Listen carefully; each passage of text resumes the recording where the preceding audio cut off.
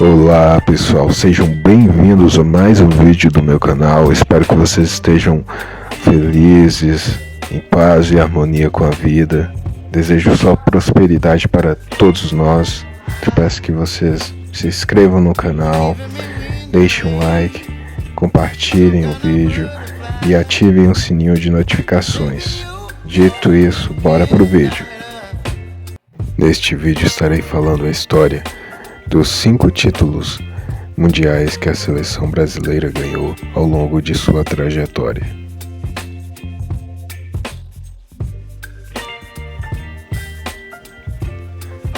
O Brasil se sagrou campeão do mundo pela primeira vez em 1958.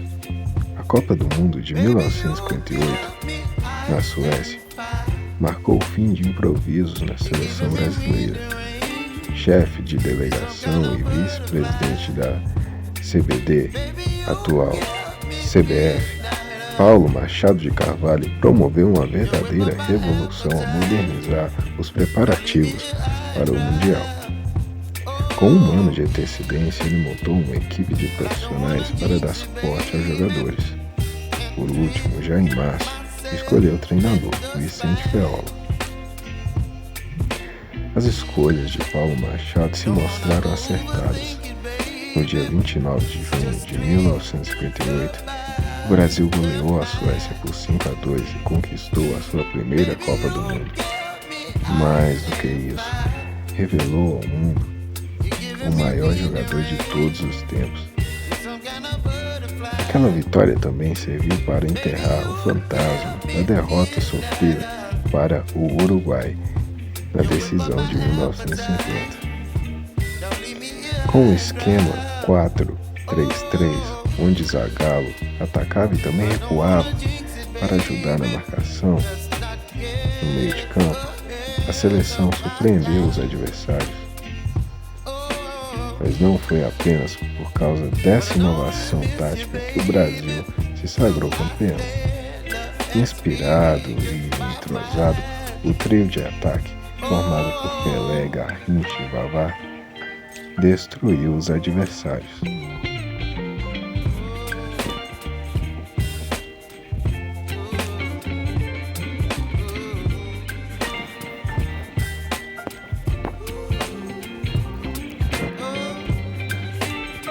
O Brasil se sagrou bicampeão mundial em 1962.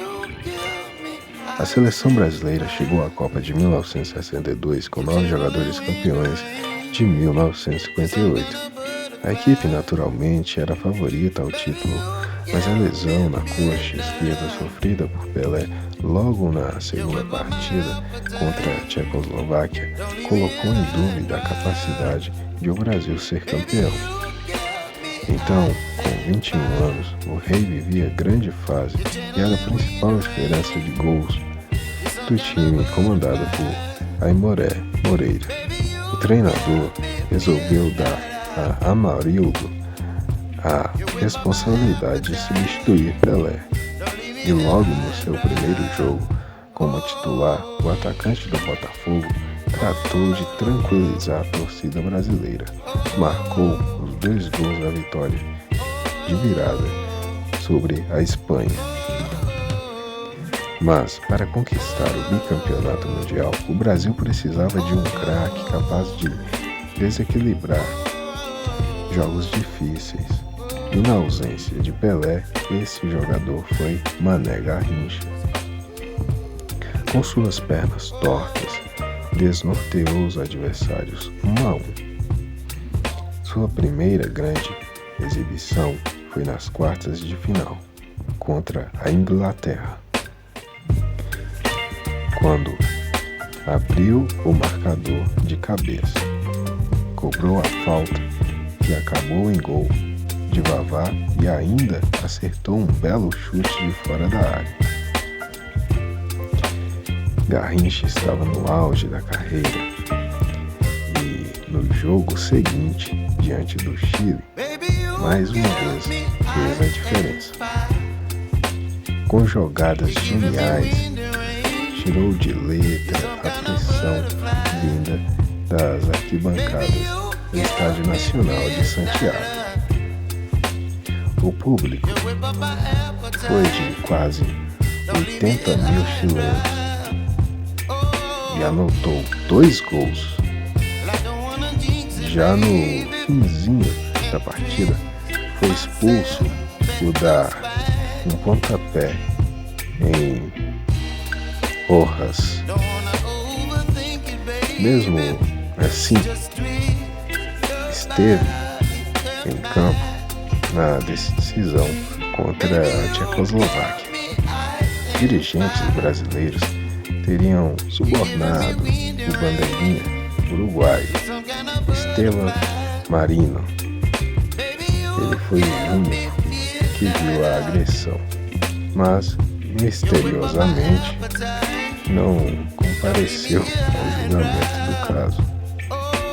Na véspera da decisão, na final, Garrincha não balançou a rede. Isso, no entanto, não significa que não tenha atormentado a defesa da Tchecoslováquia. Seleção que tratou de chamar aquela equipe com uma camisa de São Cristóvão. O show de Garrincha nos gramados chilenos naquela Copa fez com que o jornal francês L'Équipe o descrevesse como o ponta-direita mais extraordinário que o futebol já conheceu.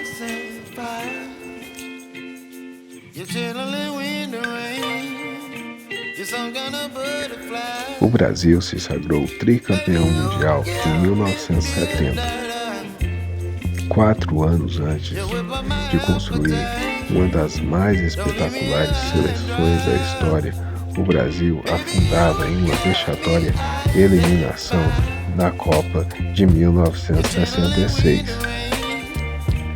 A seleção passou por uma profunda reformulação que teve 4 trocas de técnico até a volta de Zagallo ao comando da equipe. A entrada do velho Lobo no lugar de João Saldanha até hoje gera polêmicas, já que o antigo técnico teve uma campanha arrasadora nas eliminatórias, com 100% de aproveitamento, 6 vitórias, com 23 gols marcados e apenas 2 sofridos. A militância de Saldanha no Partido Comunista e a rejeição de um pedido do presidente Médici para a escalada das são apontados como motivos para a queda. A sua maneira, Zagallo modificou a equipe, então conhecida como as Feras do Saldanha, e conseguiu melhorar uma engrenagem que já vinha embalada. De quebra, tinha Pelé no auge de sua forma física e técnica, e o Rei deu show na sua despedida em Copas, até mesmo quando não fez gol. Foi na estreia contra a Tchecoslováquia, vitória por 4-1, que ele tentou do meio de campo, o que ficou conhecido até hoje como o gol que Pelé não fez. Mas o Brasil de 70 não foi só Pelé. Foi Jairzinho, o Furacão, que marcou em todos os jogos. Foi Rivelino na sua patada atômica. Foi Gerson com seus passes de dezenas de metros de precisão assombrosa. Foi Tostão, gênio, discreto. A mágica daquele time foi justamente reunir tantos talentos e fazê-los render como um conjunto. Na primeira fase, só a então campeã Inglaterra foi páreo, vitória de 1-0. Daí em diante, deslanchou e chegou para enfrentar a Itália como favorito. Resultado que se confirmou com um acachapante 4-1.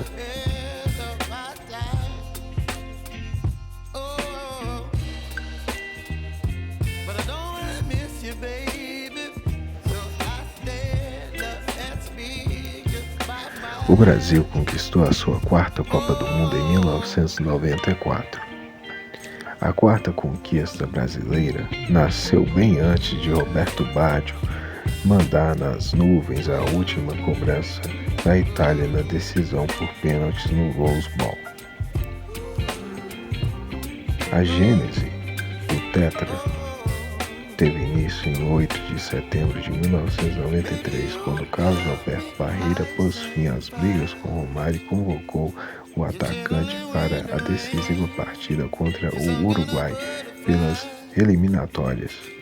Os 2 gols que incendiaram o Maracanã e carimbaram o passaporte para os Estados Unidos foram apenas uma demonstração do que estava por vir. O baixinho foi o sopro de talento em uma seleção que não encantou e muitas vezes foi criticada por não fazer jus à escola brasileira de jogo vertical e incisivo.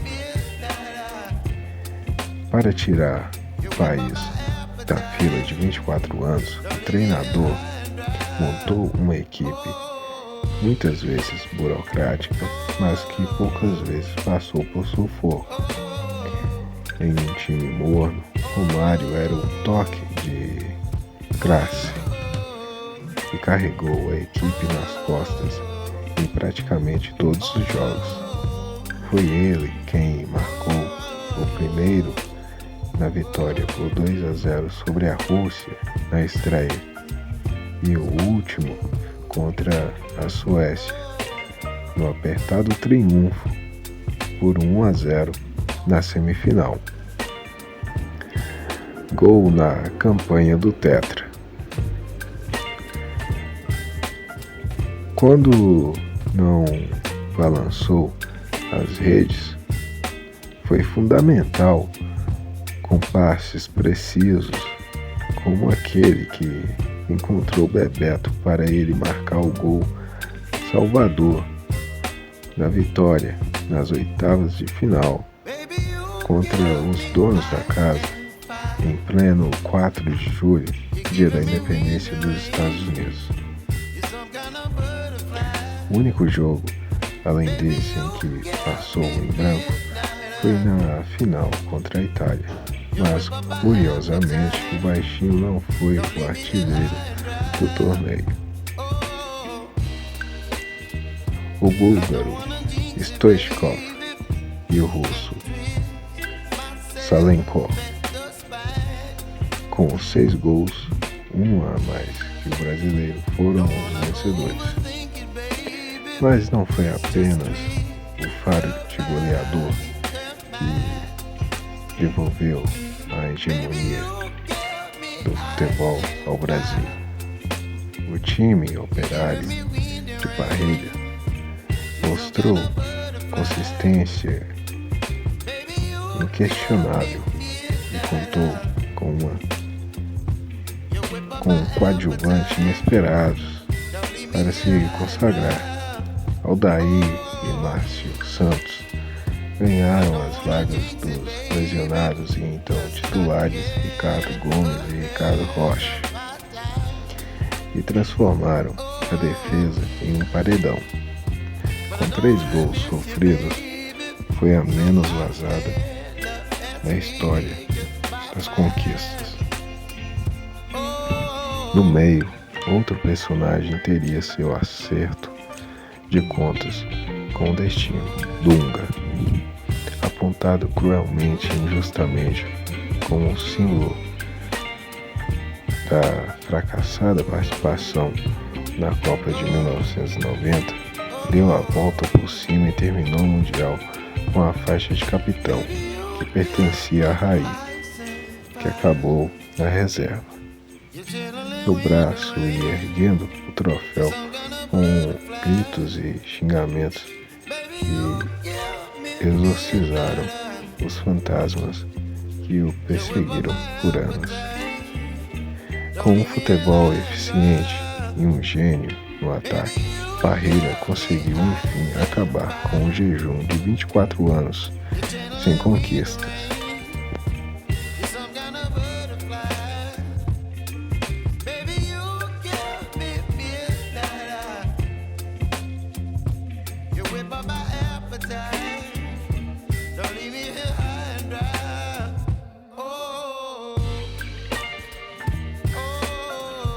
O Brasil se sagrou pentacampeão mundial em 2002, quando Ronaldo venceu Oliver Kahn pela segunda vez. Naquela noite de 30 de junho de 2002, em Yokohama, não só coroou mais uma de suas voltas por cima na carreira, como escreveu o mais improvável capítulo das conquistas brasileiras. O Brasil chegou à Ásia desacreditado e colecionando vexames, como a eliminação para Honduras na Copa América.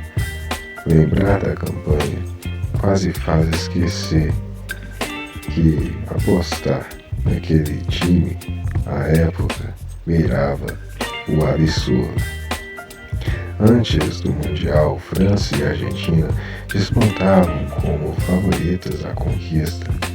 A primeira por ser a então campeã mundial e por ter vencido a Euro 2 anos antes.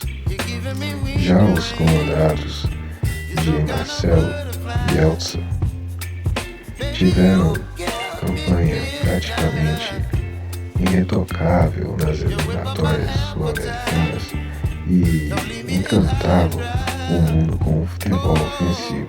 Acabaram, incrivelmente, naufragando, abraçadas ainda na primeira fase. Luiz Felipe Scolari, chamado às pressas para classificar a seleção, foi fundamental na conquista.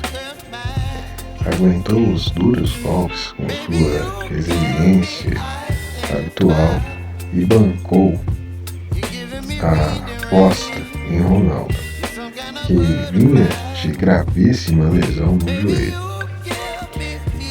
Ao seu estilo, ignorou os pedidos do Romário. Até o então, o presidente Fernando Henrique Cardoso fez campanha pelo Baixinho e deu a camisa 11 a Ronaldinho Gaúcho, que no fim seria um coadjuvante de imensa valia. O treinador conseguiu fechar o grupo em torno do objetivo que criou a família Scolari, que pouco a pouco foi encorpando e atingiu seu ápice justamente na Copa. Além de Ronaldinho e Ronaldo, o Brasil contou com um mundial inspiradíssimo de Rivaldo, apontado por muitos como o melhor jogador da competição. A sorte também foi parceira de Filipão. Do fraco grupo na primeira fase, Turquia, China e Costa Rica, ao erro de arbitragem do juiz, que anulou erroneamente o gol belga nas oitavas de final, quando o jogo estava 0-0, passando pela incrível batida de roupa de Oliver Kahn, que culminou no primeiro gol contra a Alemanha na decisão. O destino conspirou a favor do Brasil e também mostrou um jogo sólido, coletivo, e foi derrubando os rivais 1-1 até conquistar o penta com autoridade e justiça.